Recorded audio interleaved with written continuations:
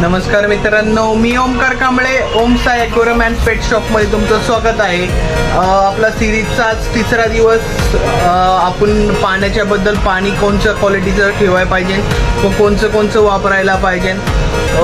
तर जास्तीत जास्त लोक आहे ना टॅप वॉटर यूज करतात. जे पण बोरिंगचं म्हणजे बोरिंग पाणी वापरायचं पाणी असतं ते आपल्याकडे ते वापरतात. तर त्याचा प्रॉब्लेम काय आहे, पाण्याचे ना क्षार जास्त असतात तर ना काच खराब होते, वाईट असे डाग पडतात आणि त्याला 25च्या वरती pH असतो. काय फिशसाठी pH 5.5 ते 8.5 पर्यंत pH लागतो. काय त्याच्यावरती जास्त pHचा प्रॉब्लेम असेल तर काय ज्या सॉफ्ट वॉटरवाले फिश असतात ते ना त्यात ठेवता येत नाही, मरतात जास्त करून.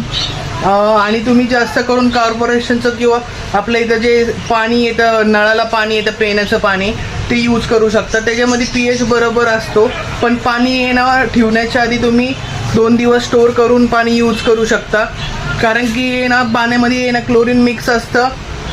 वरतून तुम्ही त्याच्यामध्ये पावडर असतात किंवा कसले मच्छरचे किडे, पाणी लवकर जुनं होतं त्यासाठी. तर तुम्ही स्टोअर करून पाणी यूज करत जावा. कारण की त्याच्याने तुमचं पाण्यातलं क्लोरीन कमी होईल. वरतून फिशला काही प्रॉब्लेम होणार नाही.